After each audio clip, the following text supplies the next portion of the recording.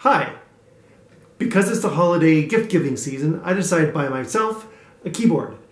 And because I'm also frugal, I decided to buy one off of eBay, and it was a little bit broken. As you see, it's just cracked on the corner, and they're just plastic cheeks that are made to look like wood, so I decided to build my own case. And if you haven't already been able to see, it's a Timberwolf. I've been admiring fellow YouTubers Timberwolf for a while, so I decided to buy one. And now I'm going to show you how I built the case out of two nice thick planks of cedar that I found in an old salvage yard. And you can see how I chiseled out the cheeks that are going to be the replacement for the original plastic ones. And also, because I'm very cautious, I decided to build two cases. Because I break things and I want to make sure that I have a backup. So this one is made out of oak, but it's the same dimensions, although this one's a little longer. And because of that, the back is flat. It doesn't have this curve. So that will be for my second Timberwolf, I guess. I don't know. And here's what it looks like when it's assembled. Just sitting there waiting for a new synthesizer.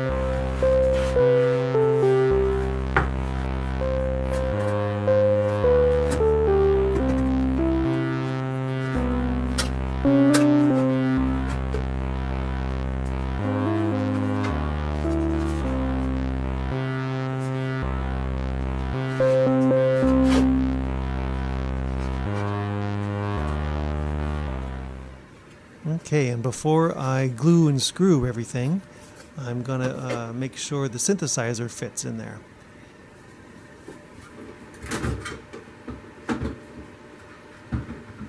And just to add some stability and to make everything fit just right, I'm going to insert this threaded rod and secure it with wingnuts.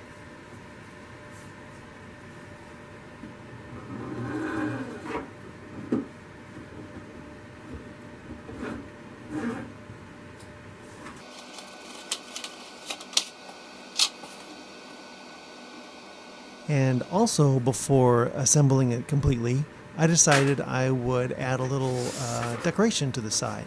So I drew a picture of this wolf, and I'm going to carve it into the wood. So the footage you're seeing now is through the window of a CNC machine called a Carvey. I just scanned the picture of the wolf into my computer and outputted it into a file that the Carvey could read, and now it's just drilling out a little line drawing of the wolf, which I'm going to insert into the side of the case.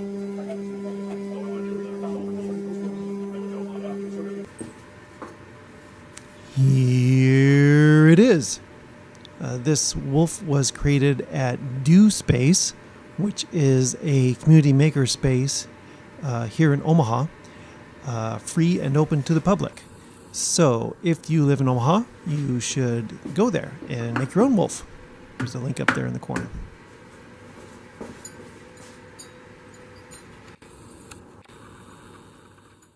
I only needed 4 wing nuts, but they didn't come in packs of 4. They came in packs of 100 from Shenzhen. So I decided I would experiment to see what colors I could dye them. I have this deep red and purple left over from when I was dyeing let me show you. Dyeing this anodized aluminum. Isn't that pretty? Inside upside down. I also polished it. You can see the polishing marks. So I had some of that left over, and I decided I would use that for the first batch, and then I would gradually add more and more of the different colors I bought. I bought a sample kit. So I'm going to try green plus purple. I think that'll make a very ugly color, and that'll work just fine for the project I'm trying to do. So since I have a lot, I'm just going to dump them in. Bloop.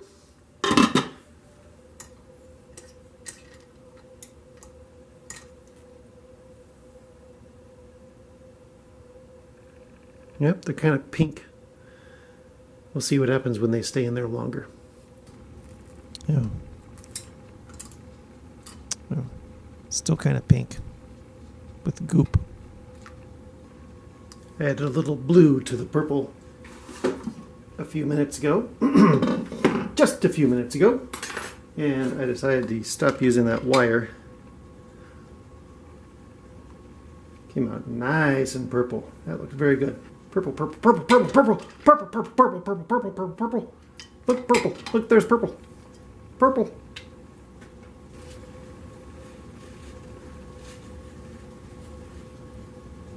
Yeah, I like that. Pretty. Huh, look. Some of these are purpler than others. I don't know if you can see that, but one's blue and one's purple. I assume it's because of the consistency of the nylon. Some is more absorbent of one dye than others. Very cool. And then add the green and see what green does. I don't know if you're supposed to shake it, but since there's gunk at the bottom of this, there's probably gunk in the bottom of this. So just a little blap, just a little splash. Here's how the ones came out with the green. They really just look blue. Kind of like the ones from the previous batch. It's interesting.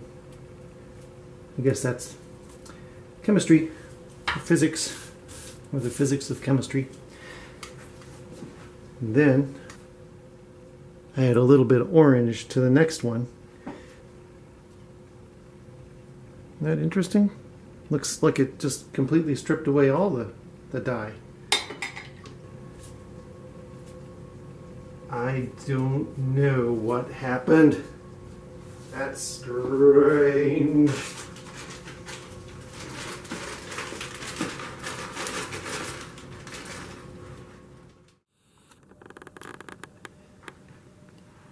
I decided I'd make some handles for the side of this case. And so I got an old belt and I installed these grommets in it. And I even did some hand stitching. And I learned how to put grommets in. This is not the way to put grommets in. This is the way to put grommets in. I had the little grommet tool backwards. But that's okay. It looks nice. So we'll take these over and color match the strap to these little nylon wing nuts that I dyed, as you saw. And these ugly ones are not going to work. They're just not going to work for anything, I don't think. I don't know. That looks kind of nice. But I think that looks a little better. Maybe even this. No, I like that better. So I have a variety of tones of these blue and purples. And some of them even have, the ones I had the green dye in, there's a slight green sheen to these two. I kind of like that. But I do think that the purples look the best.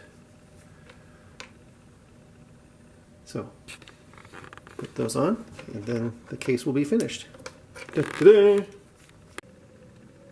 And here's the wolf I routed into that piece of wood, and I burnt it a little bit with an open flame to give it that a bit more texture. And the straps I just installed, which I do actually need because this is very heavy. This is a heavy piece of wood, and the timber wolf itself is rather heavy. I also installed these rails inside so that I can. I'm already thinking about my next purchase, and I want to leave space for either an octatrack maybe, or even a rhythm wolf. Oh, and here's here are the directions on how to play this, and also all my little designs. And it came out almost exactly the way I wanted to. Although I was planning to make it a little larger so I could have a space on the bottom beneath this shelf to store stuff. But I decided no, I wanted enough room for something rather large. An octatrack will fit. Actually, I measured the octatrack specifically because I wanted to make sure that that would fit. Even if I don't get it, the rhythm wolf will, or something else, whatever. I don't even know. But here's the other side. I really like the way this part absorbed the stain and this resisted it, and I don't know why. But I really like this eye here too. All this was sanded and waxed, as you saw. Might as well show the back. And I cut out the back so that cables could come out from below and also from here. So overall, a successful project. So now I'll play it.